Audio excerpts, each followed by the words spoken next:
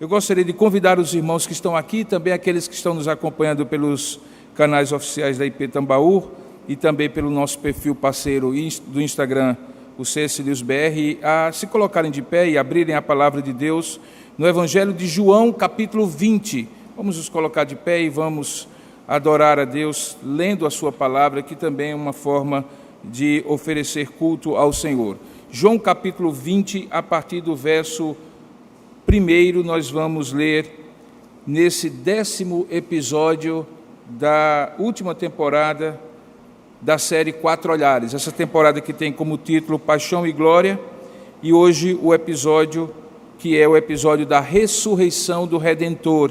E como nós veremos, dentro da providência de Deus, caiu de ser exatamente no domingo em que se comemora o Dia das Mães, porque mães têm um papel importante nessa narrativa de João, capítulo 10, na narrativa da ressurreição de Jesus. Então, você que está aí com a Bíblia aberta, acompanhe a leitura no episódio 10 dessa série da última temporada, Paixão e Glória. Diz assim, João 10, 1: No primeiro dia da semana, Maria Madalena foi ao sepulcro de madrugada, sendo ainda escuro, e viu que a pedra estava revolvida. Então correu e foi ter com Simão Pedro e com o outro discípulo, a quem Jesus amava, e disse-lhes: Tiraram do sepulcro o Senhor, e não sabemos onde o puseram. Saiu, pois, Pedro e o outro discípulo, e foram ao sepulcro. Ambos corriam juntos, mas o outro discípulo correu mais depressa do que Pedro, e chegou primeiro ao sepulcro, e abaixando-se viu os lençóis de linho, todavia não entrou. Então Simão Pedro, seguindo-o, chegou e entrou no sepulcro, e ele também viu os lençóis, e o lenço que estivera sobre a cabeça de Jesus, e que não estava com os lençóis, mas deixado num lugar à parte. Então entrou também o outro discípulo, que chegara primeiro ao sepulcro, e viu e creu, pois ainda não tinham compreendido a Escritura, que era necessário ressuscitar ele dentre os mortos, e voltaram os discípulos outra vez para casa. Maria, entretanto, permanecia junto à entrada do túmulo, chorando. E enquanto chorava, abaixou-se e olhou para dentro do túmulo, e viu 2 anjos vestidos de branco, sentados onde o corpo de Jesus fora posto, um à cabeceira e outro aos pés. Então eles lhe perguntaram: Mulher, por que choras? E ela lhes respondeu: Porque levaram o meu Senhor e não sei onde o puseram. Tendo dito isto, voltou-se para trás e viu Jesus em pé, mas não reconheceu que era Jesus. Perguntou-lhe Jesus: Mulher, por que choras? A quem procuras? E ela, supondo ser ele o jardineiro, respondeu: Senhor, se tu o tiraste, dize-me onde o puseste e eu o levarei. Disse-lhe Jesus: Maria. E então ela, voltando-se, lhe disse em hebraico: Raboni, que quer dizer meu mestre. Recomendou-lhe Jesus: Não me detenhas, porque ainda não subi para meu Pai, mas vou ter com os meus irmãos, e dize-lhes: Subo para meu Pai e vosso Pai, para meu Deus e vosso Deus. E então saiu Maria Madalena, anunciando aos seus discípulos e dizendo: Vi o Senhor, e contava que ele lhe dissera estas coisas. Que Deus abençoe a sua palavra lida. Amém. Curva a sua cabeça por um instante, vamos pedir a Deus a sua bênção e a iluminação do alto para compreender a palavra do Senhor. Ó Deus amado e querido Pai, nós louvamos e bendizemos o teu santo nome, porque estamos aqui na tua santa e bendita presença na manhã desse dia, dia do Senhor, dia em que o teu Filho Jesus ressuscitou, e por isso dia santo, separado para a devoção a Ti, para o louvor, a adoração e o culto a Ti. Dia que inicia uma nova semana, que começou diante de Ti, quando aqui chegamos neste lugar, para nos preparar para as lutas e desafios dos dias seguintes. Louvamos o Teu nome pelo privilégio de saber de tudo isso, de que o Senhor nos chamou para estar contigo, para sermos Teus, para Te adorar e Te bendizer, num dia como esse, para Te oferecer culto como igreja do Senhor, como corpo de Cristo. Louvamos o Teu nome por essa palavra que acabamos de ler.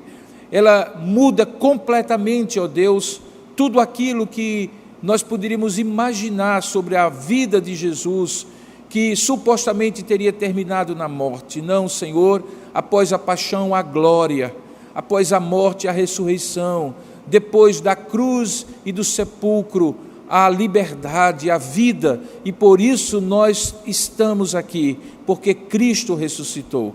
Fala ao nosso coração na manhã desse dia de maneira muito especial, para que possamos realmente revigorar a nossa fé, e através desta narrativa de como o teu Filho Jesus não ficou preso à morte, termos vida com abundância nele mesmo, porque como diz a tua palavra, se ele ressuscitou, nós ressuscitaremos com ele. É assim que nós cremos. Abre, portanto, o nosso entendimento, dilata a nossa mente, para que possamos compreender a tua palavra. É assim que nós te oramos, é assim que nós te pedimos, em nome e para a glória de Jesus. Amém, amém. Podemos sentar, queridos irmãos.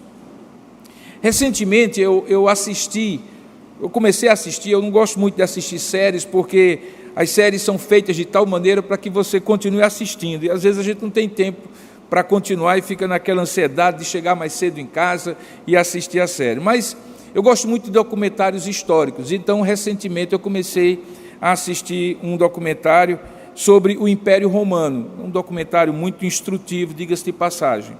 Logo em um dos primeiros episódios é contada a história de como o boato da morte do imperador Marco Aurélio provocou a precipitação de sua esposa Faustina. Ele estava na fronteira lutando contra os povos bárbaros que invadiam do norte para o sul o império, os godos, visigodos e assim por diante, na Germânia de então, enquanto que sua esposa estava em Roma.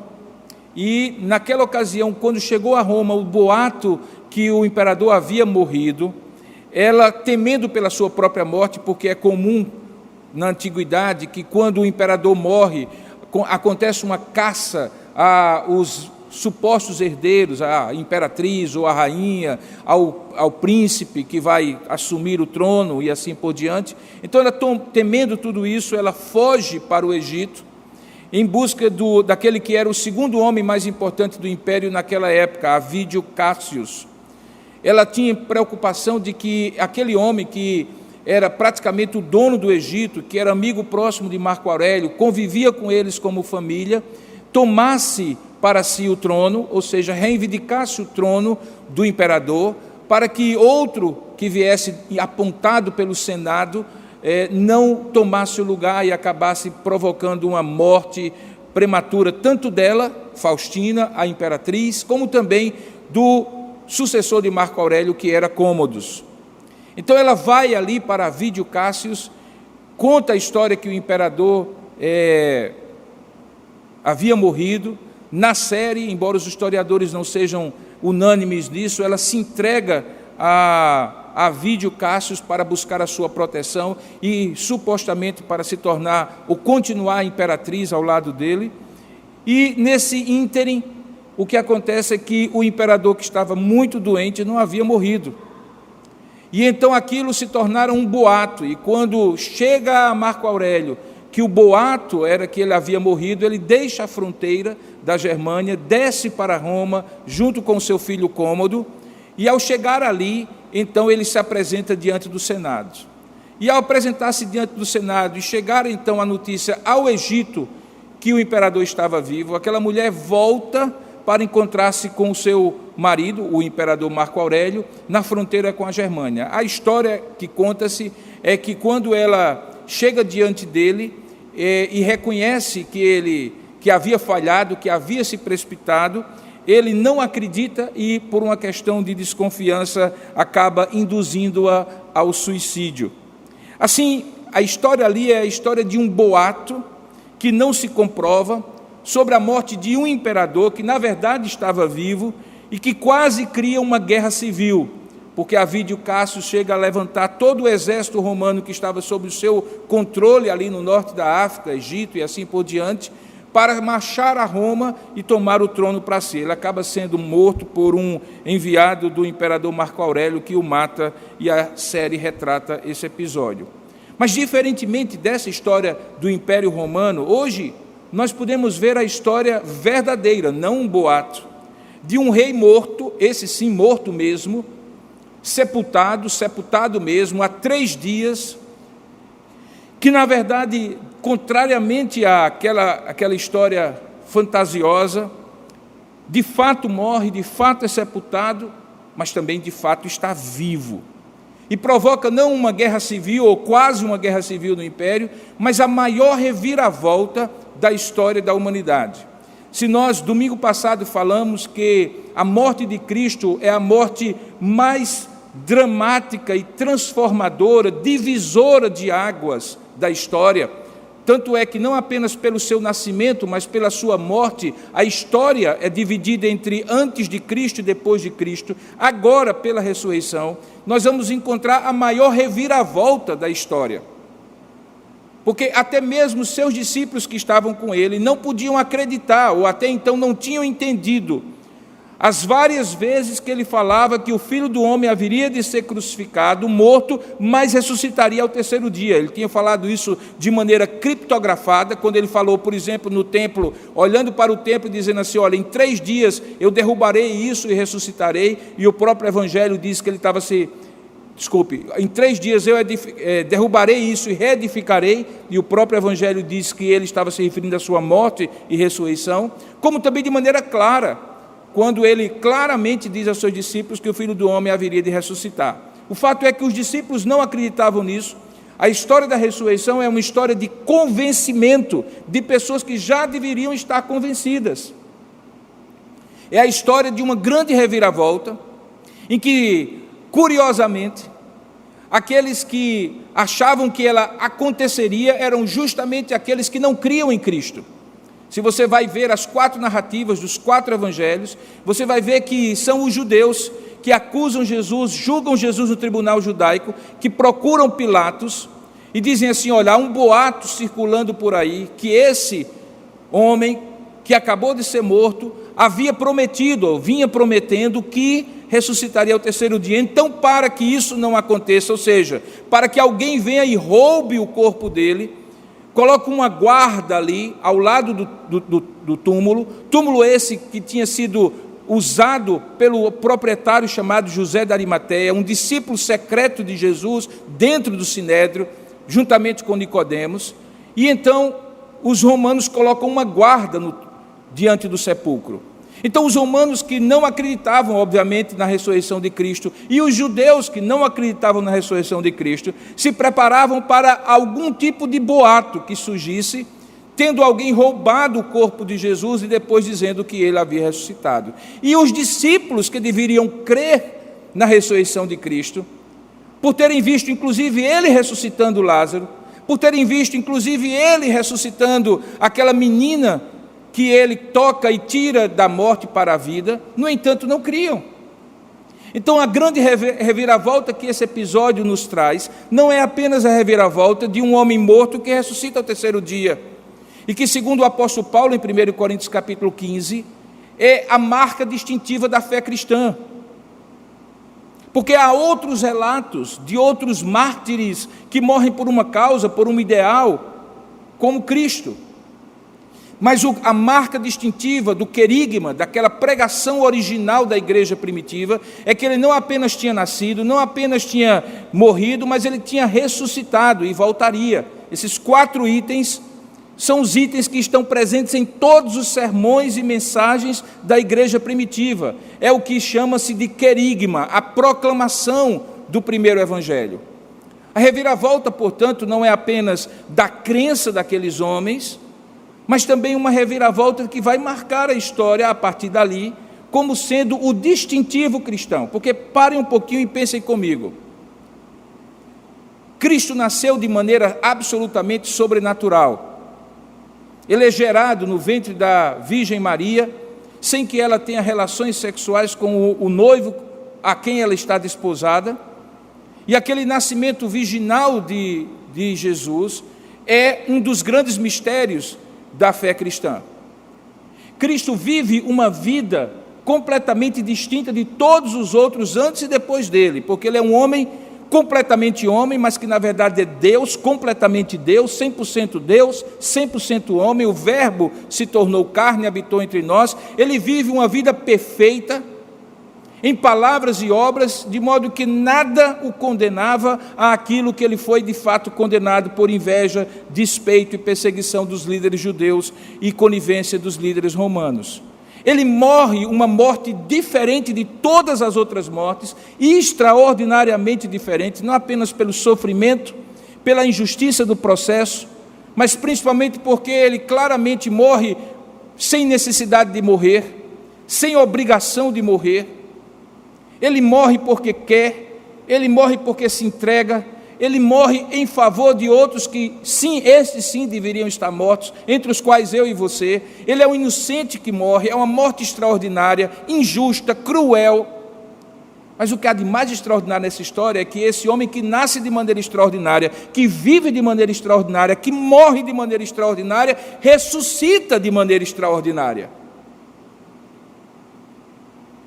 Diferentemente das ressurreições que ocorreram antes de Jesus, Jesus ressuscita para nunca mais morrer. Lázaro voltou a morrer, aquela menina voltou a morrer.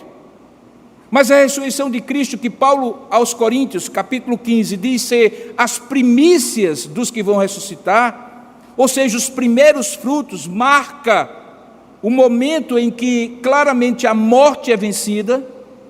Paulo chega a cantar o hino: onde está, ó morte, o teu aguilhão? Onde está a tua força?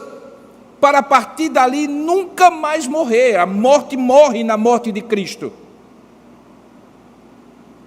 Literalmente, a morte morre na morte de Cristo. Ela nunca mais tem poder. Ela nunca mais tem poder definitivo sobre absolutamente ninguém. Tanto é que quando ele ressuscita Lázaro, ele diz assim: eu sou a ressurreição e a vida. Quem crê em mim, ainda que esteja morto, viverá. A morte morre em Cristo. Então é uma vida nascida de maneira extraordinária, vivida de maneira extraordinária, cessada de maneira extraordinária e ressuscitada de maneira extraordinária. A história da ressurreição de Jesus é, portanto, uma história não de um boato, mas de uma verdade. Josh McDowell escreve um livro falando sobre evidências a favor da ressurreição, 2 volumes, disponível, acho que tem até na nossa livraria, em que ele elenca todos os grandes argumentos. Se alguém tiver dúvida sobre essa história, como sendo uma história fantasiosa demais para ser crida, leia esse livro. Ele faz um levantamento do ponto de vista médico, científico, histórico, historiográfico, do ponto de vista das tradições de outros tipos de ressurreição, e compara com a ressurreição de Cristo. E demonstra claramente evidências mais do que suficientes para que eu creia, para que você creia, para que qualquer um de nós creia, que ele de fato ressuscitou. E isso é fundamental, diga-se de passagem. E a cada manhã de domingo nós celebramos isso, diga-se de passagem.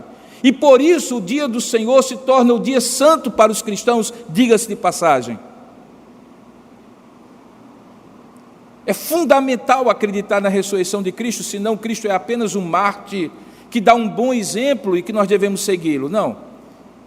A Bíblia diz que nós vivemos a nossa vida cristã pelo poder da ressurreição de Cristo.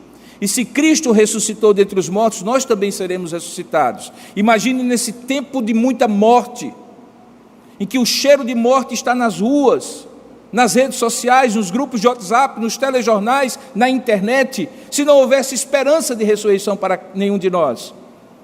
Ontem pela manhã, mais uma vez, eu acordei cedo com a notícia da morte de um colega pastor, eu já perdi a conta. A gente se abate naquele momento, colega com quem eu convivia de perto nos concílios da igreja, um querido irmão, mais jovem do que eu, se preparando para ser missionário no Uruguai, e de repente é tomado por essa doença maldita e morre. Você se abate, você se entristece, e você começa a ouvir os testemunhos da filha, da esposa, e você começa a entender que ou esse povo é louco, ou nós somos loucos, ou então é uma verdade absolutamente transformadora, é que a morte não acaba a vida. Isso só é verdade, só é possível de ser crido se nós acreditarmos na ressurreição de Cristo. E quando nós olhamos nessa história, nós veremos que depois desse abismo de paixão, sofrimento e morte do Redentor, quando ele é crucificado, morto e sepultado, nós começamos a ver uma ascensão, a ressurreição em glória, inicia o período mais glorioso da vida de Cristo, quando ele vence o maior de todos e o último de todos os inimigos, que é a morte. Para isso, quando nós olhamos no capítulo 20 do Evangelho de João, nós temos que chegar às seguintes conclusões ou chegar à seguinte compreensão do que estava acontecendo ali. Quando você lê os 4 evangelhos, e hoje pela manhã logo cedo, mais uma vez eu li esses 4 narrativas, como que para revigorar a memória, você percebe que cada evangelho narra a ressurreição de Jesus de uma maneira muito apropriada, de maneira muito peculiar. Há detalhes que um conta que o outro não conta. Há coisas que um ressalta que outro eventualmente não ressalta. Nenhum deles, sem dúvida alguma, explica como é que a ressurreição de fato aconteceu. Como é que aquele corpo que já tinha 3 dias de sepultamento, que não tinha sido embalsamado, que não tinha sido preparado, com aquelas ervas e aquelas substâncias que não apenas honravam a memória do morto, como era costume na tradição judaica e de outros povos orientais, mas também, de alguma maneira, aliviava ou retardava o efeito da decomposição daqueles órgãos do corpo de Jesus. Nenhum dos evangelhos explica como é que a vida ressuscitou cada célula de Jesus, cada órgão de Jesus, cada sistema de Jesus. Ela não se preocupa em explicar isso, mas alguns detalhes são comuns aos 4 evangelhos, embora contados de maneira peculiar. O primeiro é que o túmulo estava vazio. O túmulo estava vazio. E você consegue compreender por que determinadas coisas estão narradas na Bíblia quando você pensa assim, por que o túmulo precisava estar vazio? Ora, se Cristo havia ressuscitado, em outros momentos ele aparece numa sala, no cenáculo, onde os seus discípulos estão, sem abrir a porta, sem que a porta precisasse ser aberta, por que ele precisava que o túmulo estivesse aberto, se ele não precisava do túmulo estar aberto para poder sair do túmulo?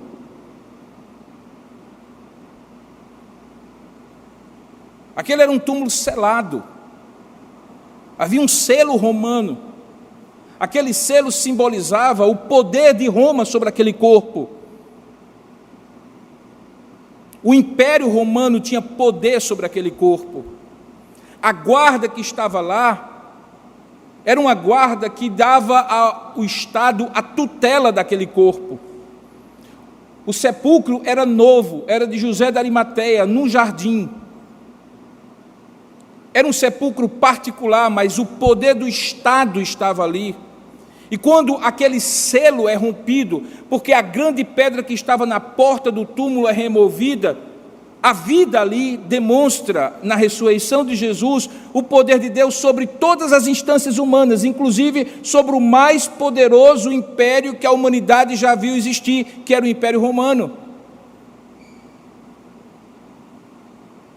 Aquele túmulo estava vazio não apenas porque era necessária a demonstração do poder de Deus sobre o poder do homem, do poder do império, de Deus sobre o poder do império, mas também para que quando aquelas testemunhas, como a narrativa nos conta, chegassem ali, elas pudessem não apenas ver na escuridão de fora para dentro, na escuridão daquele túmulo que não havia corpo, mas que elas pudessem entrar naquela câmara inicial, que permitia alguém de pé, ainda que encurvado se fosse de grande altura, e a cripta ali no canto, onde o corpo supostamente deveria estar e não estava. Quando o discípulo que correu mais do que Pedro entrou, depois que o próprio apóstolo Pedro entrou, eles viram, e a descrição é muito clara, que naquela pedra havia lençóis que embalsamavam o corpo, e o pano, que aqui é chamado de lenço, que enrolava a cabeça de Jesus como se fosse numa mortalha, estava afastado, produto ou de alguém que tivesse removido e tirado o corpo de Jesus, ou de alguma coisa que tivesse esvaziado aquele invólucro, como se fosse uma lagarta que saía ali daquele casulo e que havia vida. O túmulo precisava estar vazio também para que eles pudessem ver in loco, porque um dos sinais distintivos da testemunha na concepção judaica e romana de processo é que houvesse testemunhas oculares, não de ouvir falar, mas que os olhos tivessem visto. Que não fosse apenas uma, fossem no mínimo 2 pessoas, porque nenhum tribunal haveria de conferir o testemunho de uma pessoa única, de uma única pessoa. Era preciso que houvesse apenas 2, que fossem testemunhas oculares. E diga-se de passagem, inclusive isto era um dos critérios para alguém ter sido reconhecido como apóstolo de Jesus, era de ter caminhado com ele, ouvido seus ensinamentos para poder reproduzir a igreja posteriormente e sido testemunha da ressurreição de Cristo. Essa é a razão porque o apóstolo Paulo, que naquela época nem cristão era, nem discípulo era, tendo sido chamado por Deus tempos depois, no caminho para Damasco, o viu ressurreto. E quando alguém questionou, dizendo assim, na época de Jesus você não era nem discípulo dele, ele diz assim, eu vi o Cristo ressurreto. Portanto, o critério que vocês adotam é o critério que eu adoto. Ele me chamou já ressuscitado dentre os mortos. Paulo, Paulo, por que me persegues? É a história de Atos capítulo 9. Um outro dado em comum é que além do túmulo estar vazio, os discípulos demoram a acreditar. As 4 narrativas são muito claras. Há discípulos que caminham com Jesus, como aqueles 2 discípulos no caminho de Emaús, durante toda uma tarde. Estão ali com ele e não conseguem entender que é ele. E só quando ele abre o mistério da ressurreição ao partir do pão naquela ceia, quando eles param no caminho, antes mesmo deles verem, que eles percebem que era Jesus, Jesus desaparece do meio deles. Um dos seus discípulos e apóstolos, Tomé, precisa tocar, porque até então os seus amigos apóstolos contavam que Jesus tinha ressuscitado, mas quando Jesus apareceu para eles, ele não estava entre eles, e portanto ele se torna o símbolo de um homem que precisa ver para crer. Os discípulos demoram a acreditar em Jesus. Essa demora decorria, segundo o que nós podemos perceber do Evangelho, pela impossibilidade, improbabilidade de Jesus ter realmente ressuscitado. Mas de fato ele ressuscitou e ressuscitou de maneira extraordinária. Nós encontramos 13 aparições de Jesus em 40 dias. O apóstolo Paulo, escrevendo aos Coríntios, diz que ele chegou a aparecer de uma vez a mais de 500 dos seus discípulos. Está lá em 1 Coríntios capítulo 15. Ele aparece a discípulos em Jerusalém, ele aparece a discípulos no Mar da Galileia, quando restaura o ministério de Pedro, perguntando, tu me amas? E aí Pedro diz que sim, e o Senhor diz, então apacenta as minhas ovelhas.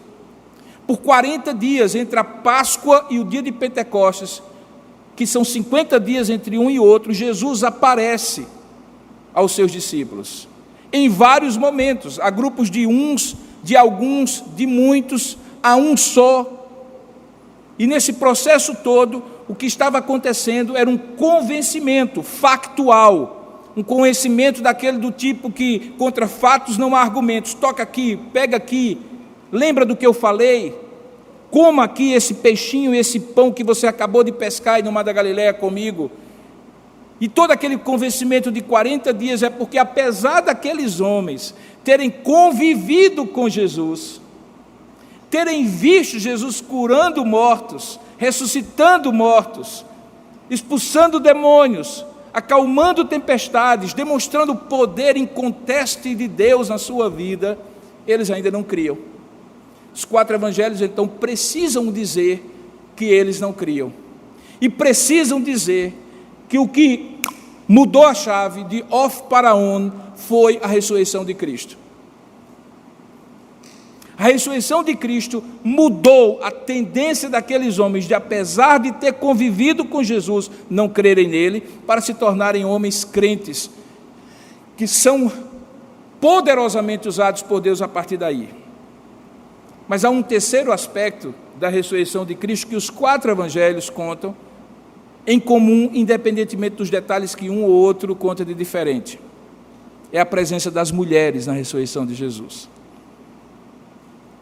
A presença das mulheres na ressurreição de Jesus é algo absolutamente extraordinário. E eu quero que você entenda aqui, eu quero sua mente aqui concentrada em mim.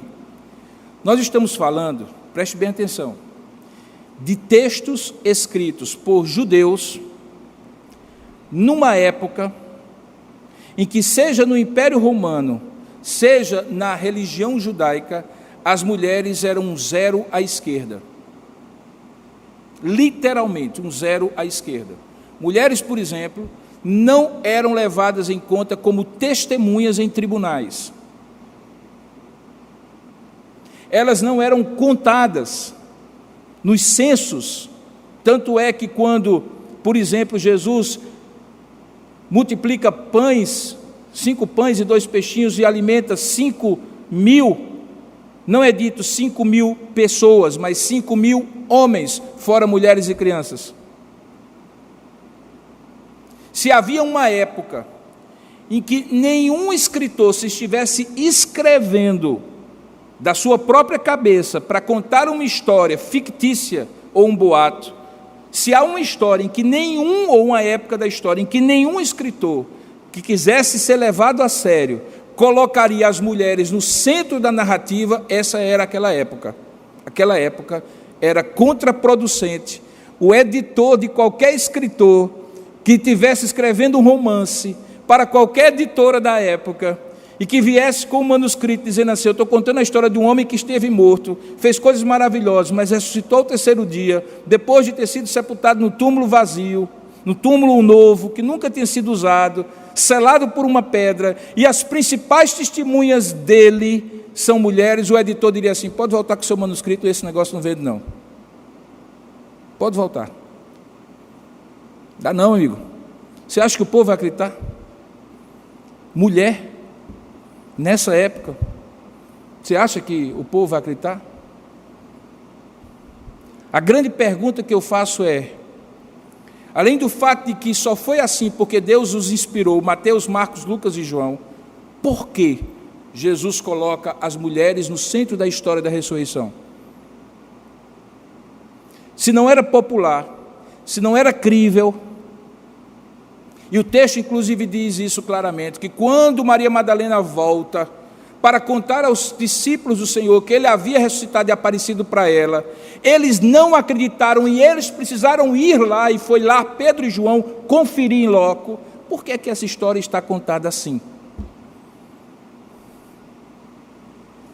Além do fato de que em outros momentos tantos, o Evangelho se mostra como verdadeiro, justamente porque ele quebra o paradigma, e você encontra isso em vários lugares do Evangelho, e talvez essa seja uma das maiores razões para a gente crer que o Evangelho é palavra de Deus, inspirada por Deus, porque se fosse apenas uma conversa humana, um escrito humano, certas coisas não eram contadas do jeito que são contadas no Evangelho. Eu acredito que há razões que nos destacam hoje, muito importantes para nós. Talvez a primeira pergunta é: quem eram essas mulheres? Porque entender quem eram essas mulheres pode nos ajudar a entender por que é que elas estão no centro da história, como uma das 3 características que faz comum todas as 4 narrativas, dos 4 olhares dos evangelhos. Veja, os 4 evangelhos dizem que essas mulheres são mulheres que não apareceram do nada. Elas não estavam lá em Jerusalém e de repente foram ver o corpo de Jesus ressuscitado. Não. Elas já caminhavam com Jesus. Algumas delas eram mães de alguns discípulos de Jesus. A própria mãe de Jesus estava presente. Mas também havia mulheres, como Maria Madalena, que tinham sido transformadas pelo poder de Jesus, uma mulher em quem 7 demônios habitavam e o Senhor expulsou, e a partir daí ela se tornou uma discípula do Senhor Jesus.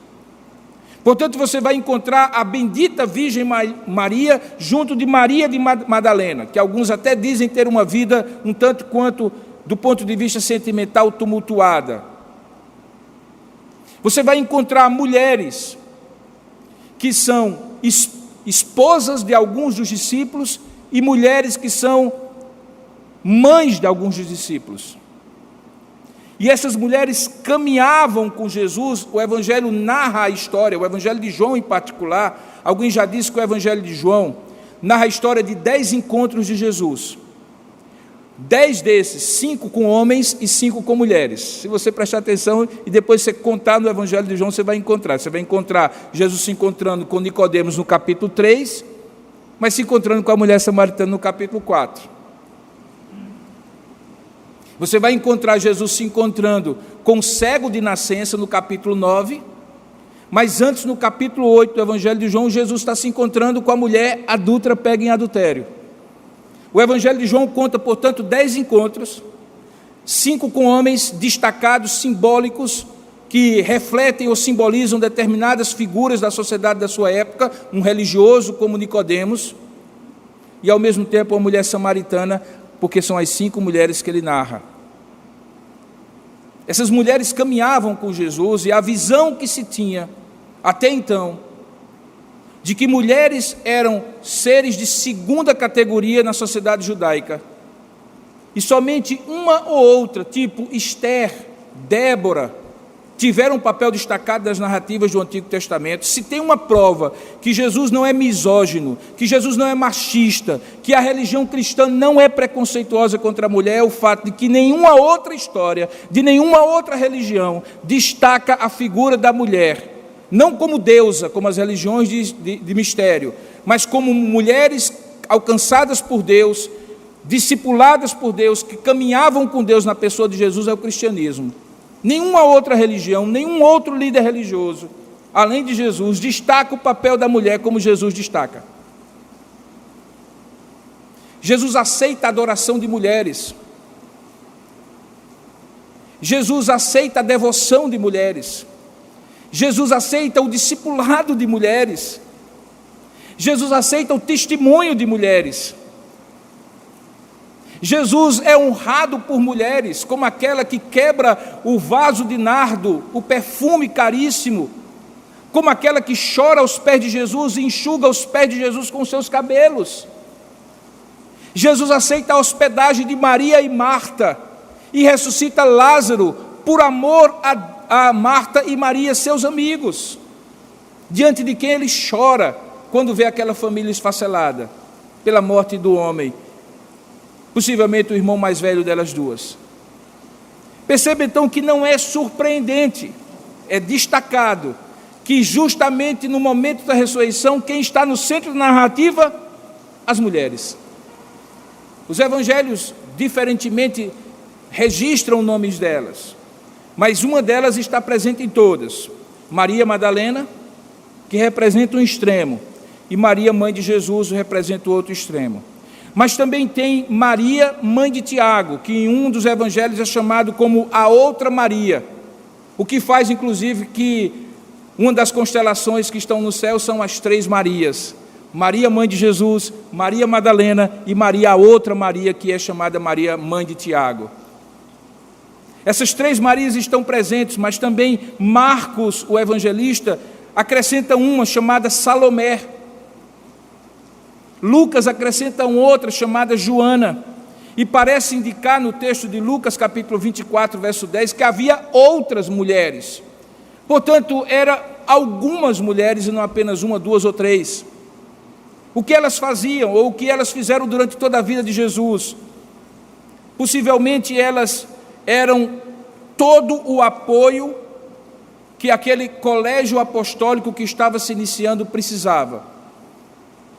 Certamente elas preparavam a comida para aqueles homens, assistiam aqueles homens nas suas necessidades básicas, como hoje as mulheres, ainda hoje, ainda bem, nos ajudam a existir, porque sem elas é só deixar um homem sozinho em casa uma semana e você vai ver o que é que acontece, por mais organizado que ele seja.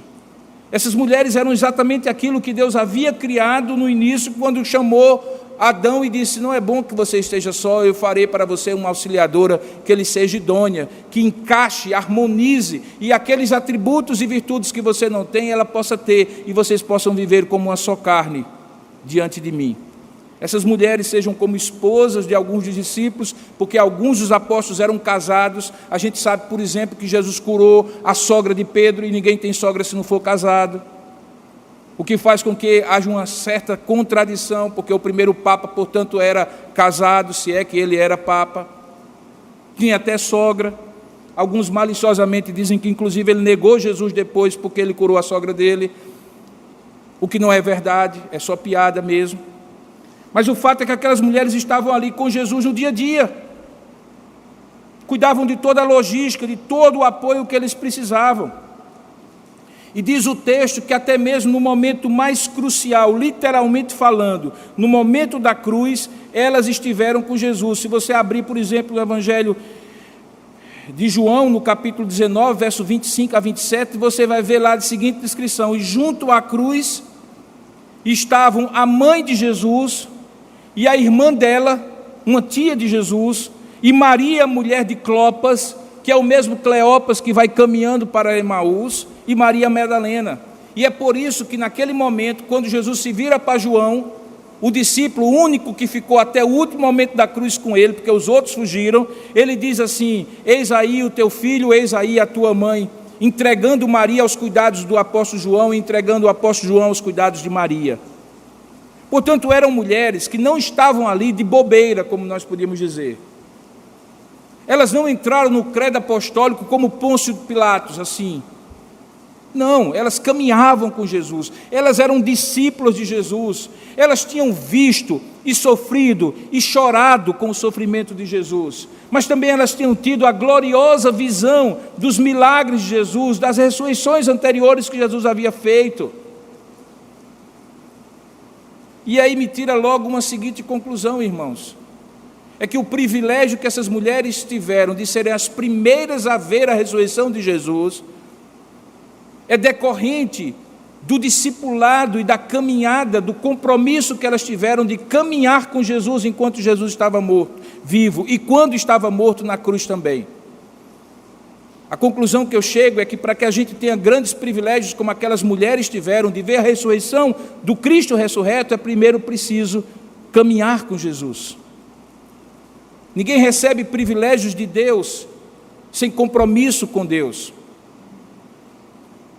Ninguém vê a glória de Deus sem passar pela paixão de Deus, pelo sofrimento do seu Filho no Calvário. E aquelas mulheres, de alguma maneira, experimentaram a paixão e a glória do Redentor.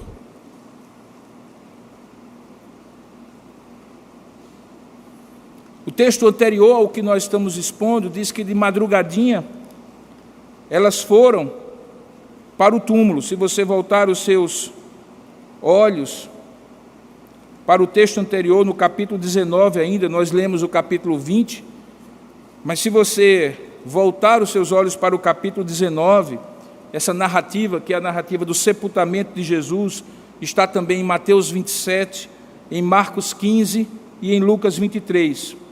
E diz assim: depois disso, José de Arimateia, que era discípulo de Jesus, ainda que ocultamente, pelo receio que tinha dos judeus, rogou a Pilatos, e aí conta aquela história de Pilatos. Mas aí diz o texto que aquelas mulheres foram, no primeiro dia da semana, logo cedinho, Maria Madalena, que é o foco da narrativa de João, ao sepulcro de madrugada para ungir o corpo de Jesus. Talvez a narrativa mais abrangente é a de Lucas, onde diz que ela não estava sozinha, mas estava acompanhado de outras. Veja aí, Lucas capítulo 23, verso 55, diz assim: as mulheres que tinham vindo da Galileia com Jesus, seguindo, viram o túmulo, e como o corpo fora ali depositado, e então isso ainda no sábado, se retiraram para preparar aromas e bálsamos. Isso na sexta, desculpe. E no sábado descansaram, segundo o mandamento do Senhor. Jesus morre ao meio-dia até às 3 horas da tarde, quando ele expira, na sexta-feira, O corpo é depositado na urna na sexta-feira, no cúmulo de José da Arimateia, porque no sábado o corpo não podia ficar exposto, mesmo fora da cidade de Jerusalém. Elas acompanham aquele processo de sepultamento e voltam para casa ainda na sexta-feira, preparando as ervas que eram usadas, os perfumes que eram usados no processo de embalsamento do corpo de Jesus. Às 6 horas da noite começa o sábado, 6 horas da noite da sexta, começa o sábado dos judeus. Elas param o que estão fazendo para descansar. Oferecem o Shabá, o descanso a Deus, e quando chega no sábado às 6 horas da noite, que o Shabá ocorre, se encerra, elas então começam e recomeçam o preparativo para que de madrugadinha, antes do sol nascer, um dos evangelhos diz antes do sol nascer, o outro evangelho diz quando o sol está nascendo, elas vão no domingo para preparar o corpo como uma forma de honrar a memória de Jesus. Elas sabiam onde estava o corpo sepultado, e quando elas chegam lá, são surpreendidas na narrativa de João com o túmulo vazio. Veja que aquelas mulheres serviram Jesus em vida e serviram Jesus depois que ele morreu. Aquelas mulheres não apenas eram mulheres especiais naquele momento da ressurreição, porque viram a ressurreição. Elas também não eram mulheres especiais porque viram a ressurreição devido ao fato de que caminharam com Jesus durante a vida dele. Mas elas não apenas eram especiais por causa disso, elas eram especiais porque caminhando com Jesus, serviram a Jesus. Serviram a Jesus. Elas serviram a Jesus em vida, elas serviram a Jesus na morte. Depois dele morto, elas continuaram entendendo que precisavam honrar.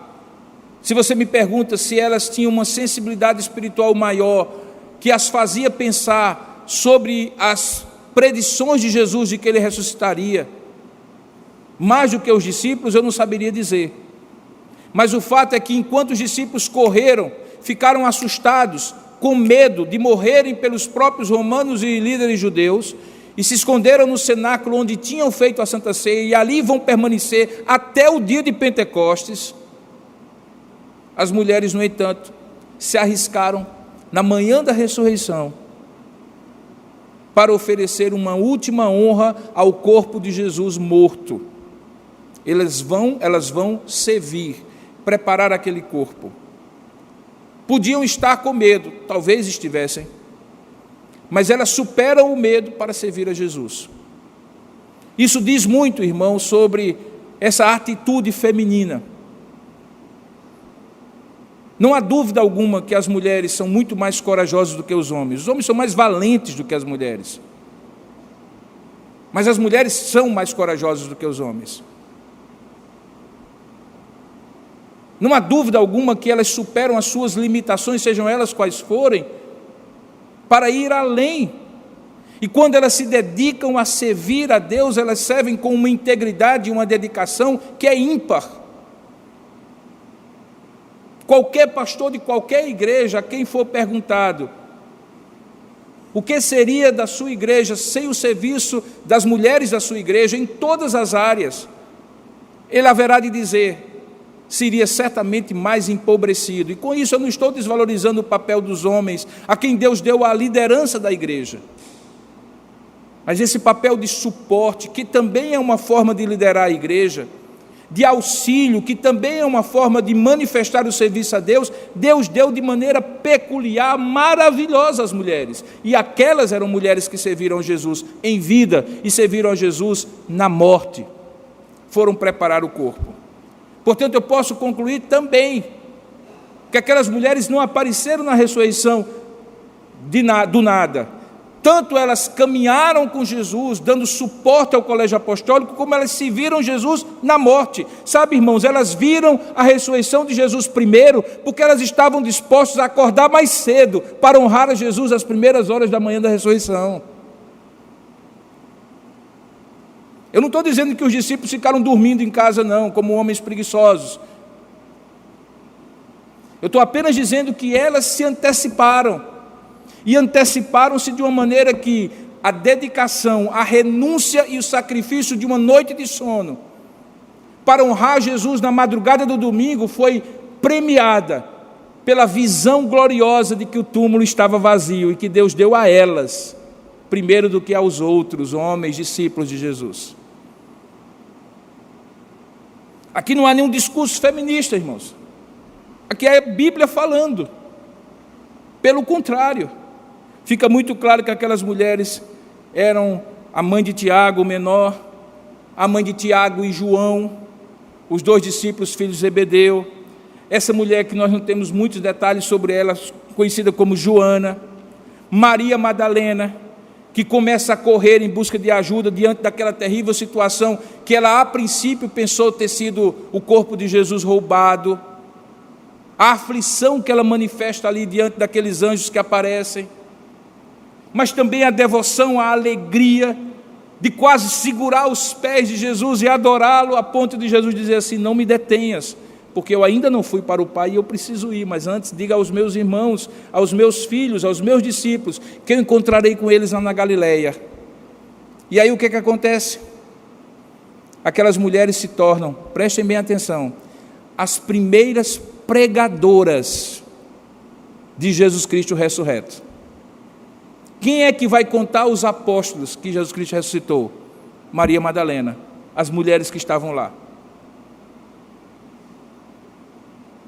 Jesus deu esse privilégio a essas mulheres, mas um privilégio que era consequência de uma vida de dedicação a Deus. Nem todas as mulheres são assim, só porque são mulheres. São assim as mulheres que compreendem o grande ministério que Deus tem para elas e que se dedicam a isso. As mulheres que hoje são decantadas em prosa e verso no Brasil são mulheres que frequentam o BBB. São mulheres que, pela sua futilidade e suposta celebrização, ganham milhões de seguidores em poucas horas de exposição nas redes sociais. São mulheres que expõem o corpo de maneira despudorada, sem nenhum respeito pela própria integridade, e depois, eventualmente, são vítimas da violência doméstica, da violência pública, sem que isso seja culpa delas, mas certamente para a qual elas, de uma forma ou de outra, contribuem. São mulheres que são tidas como destaques, não porque servem a Deus, mas porque justamente criticam e questionam Deus e tudo aquilo que Ele cria, a começar do casamento. Ontem, muito tempo atrás, era comum ouvir da boca de um homem dizer assim: não, eu amo, mas eu não quero casar. Hoje é cada vez mais comum mulheres dizerem: para mim é mais importante o amor do que essa instituição falida chamada casamento. São mulheres, portanto, que não amam mais seus esposos, que acham que a maternidade é uma perda de tempo diante da suposta realização profissional, como se as duas coisas fossem incompatíveis e não são.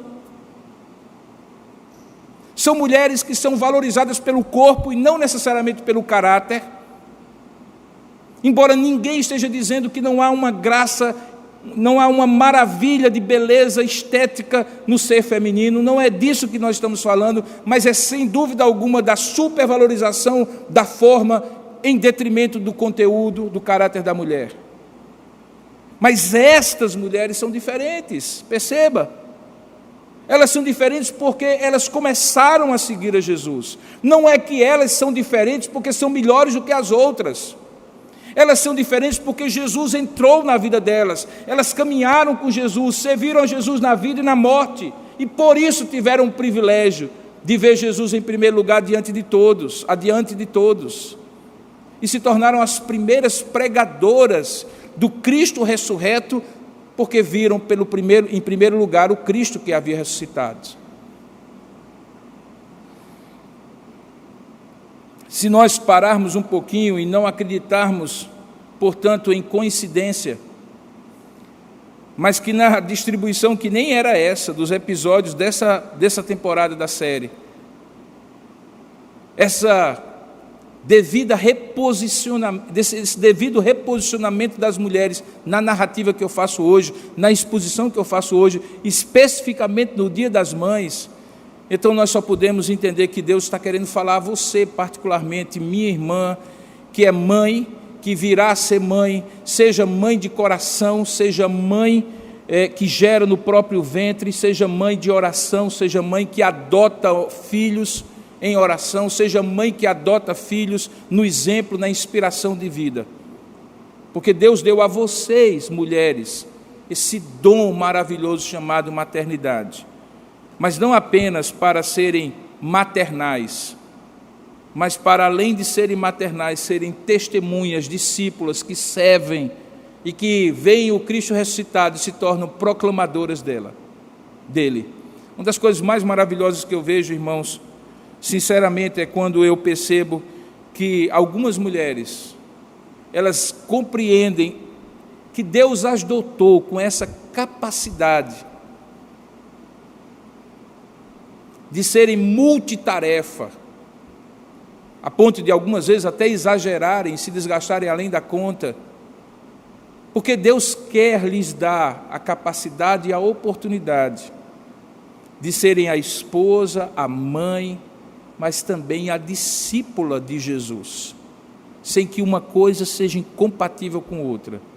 E Ele dá isso a vocês, de uma maneira maravilhosa, de modo que no domingo como esse, Dia das Mães, a maior homenagem que nós poderíamos prestar às mães é dizer assim: sejam discípulas do Senhor, e como discípulas do Senhor, vocês terão a oportunidade de discipular filhos, quando um dia todos nós tivermos passado para serem discípulos de Cristo, testemunhas do Cristo ressurreto, que só vocês, de maneira muito incisiva, intencional e intensa, podem tornar, porque a maior influência, sem dúvida alguma, que nos dias de hoje tem havido, e na época de Cristo também, sobre mulheres, é a possibilidade de criar filhos no temor do Senhor. Séculos depois, anos depois, o segundo homem mais citado, depois do apóstolo Paulo, excluindo obviamente Jesus Cristo, é um jovem chamado Timóteo, a quem Paulo destina 2 cartas. E aquele homem, jovem ainda, na segunda viagem missionária de Paulo, quando ele passa na região da Galácia do Sul, Icônio, Listra, Derbe, Antioquia da Pisídia, as 4 primeiras igrejas que Paulo planta ali na primeira viagem missionária, em Atos capítulo 13 e 14, depois que ele passa na segunda viagem, de volta, confirmando aqueles discípulos, no capítulo 16 e 17 de Atos, ele encontra um jovem, esse jovem chamado Timóteo. E quando Paulo o chama para fazer parte da sua equipe pastoral, ele o chama por causa da influência de 2 mulheres sobre ele, Lóide e Eunice, mãe e avó de Timóteo. Possivelmente Timóteo era filho de um casamento misto, porque depois a gente vê que Timóteo é, de certa maneira, criticado, ou Paulo é criticado por ter Timóteo consigo, porque o pai dele era grego, era possivelmente romano, de origem grega, não judaica, com quem a mãe de Timóteo se casou.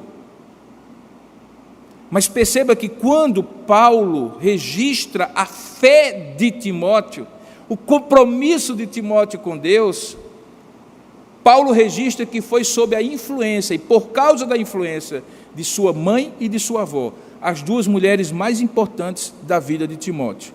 A menção ao pai de Timóteo é 0, porque possivelmente ele não era uma boa influência espiritual no crescimento espiritual daquele jovem. Mas a mãe e a avó eram. Este é o padrão? Não, sem dúvida alguma não é o padrão. Mas quando faltam pais e maridos que influenciem positivamente os seus filhos, Deus levanta mulheres. E mesmo quando esses pais estão presentes, a influência que uma mãe, que uma avó, que uma tia, que uma irmã mais velha pode ter sobre discípulos do Senhor, é algo extraordinário, porque grande parte do significado do discipulado em Cristo de gerar filhos para Cristo, de educar filhos para Cristo, tem a ver com a maternidade. Não uma maternidade material, mas uma maternidade espiritual. E se alguém que entende de maternidade, é mãe. É mãe. Mãe que vai ser, mãe que é de coração, mãe que gerou no ventre, mãe que adotou em oração. Sexta-feira passada, enquanto eu estava vindo para cá, para João Pessoa, eu estava participando de 2 reuniões no aeroporto de Congonhas ao mesmo tempo. Eu estava na reunião do conselho, examinando os diáconos que vão ser eleitos no último domingo, e dando uma palavra para as mães de um dos colégios do Mackenzie. Mães que oram, é o nome do grupo. Uma vez por mês eles têm esse encontro, e esse encontro agora está virtual, pelos motivos que todos nós sabemos.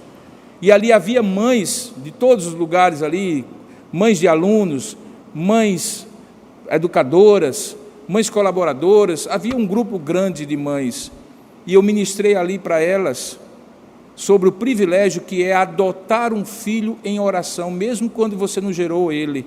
Você não tem ideia do que isso pode acontecer, de como suas orações são ouvidas diante de Deus, quando você adota um filho, por quem você ora, a quem você manda uma mensagem, que você acompanha, que você presenteia com um livro, que você manda um versículo. São esses filhos que, depois que a gente sair daqui desse mundo, nesse mundo terrível e cada vez mais terrível, que serão as pequenas luzes do Senhor numa sociedade que cresce no distanciamento de Deus. Portanto, nesse Dia das Mães, mirem-se no exemplo, não das mulheres de Atenas, como diz a música de Chico Buarque. Mirem-se no exemplo das mulheres da ressurreição. Elas se anteciparam, elas se viram, elas passaram pela dor da morte e elas experimentaram a glória da ressurreição. Este é o presente que eu desejo a vocês, mulheres aqui, que vocês experimentem a glória da ressurreição de Cristo e sejam por ela transformados. Vamos orar juntos? Curvem suas cabeças, fechem seus olhos, vamos juntos falar com Deus, tanto nós aqui como você que está nos acompanhando à distância. Ó Deus amado e querido Pai, louvado seja o Teu nome, Senhor, por esse relato glorioso da ressurreição de Cristo e por esse enfoque da presença dessas mulheres nesse momento da ressurreição. Que o Senhor, ó Deus, possa usá-los como exemplos e fazer dessas mulheres verdadeiros paradigmas de mulheres que caminharam com Cristo, serviram a Cristo na vida e na morte, passaram pela dor da cruz e experimentaram a glória da ressurreição. Que esse exemplo inspire mulheres aqui a não serem levadas por esses valores e princípios distorcidos que hoje nós vemos na sociedade, mas que voltem à raiz, à fonte de todas as coisas, e ao voltar à fonte de todas as coisas possam encontrar a glória da ressurreição que as faz as primeiras a proclamar que Cristo vive, que Cristo voltará. É assim que nós te oramos, abençoando, ó Deus, desde já, como filhos que somos, esposos, netos dessas mulheres, para que nesse dia que normalmente nós adoramos a Deus no dia do Senhor, mas também podemos nos lembrar das nossas mães, elas se sintam de fato homenageadas como servas de Deus que são. Que o Senhor as abençoe, que o Senhor as guarde, que o Senhor renove as forças de cada uma delas. É assim que nós te oramos juntos, em nome e para a glória de Jesus. Amém.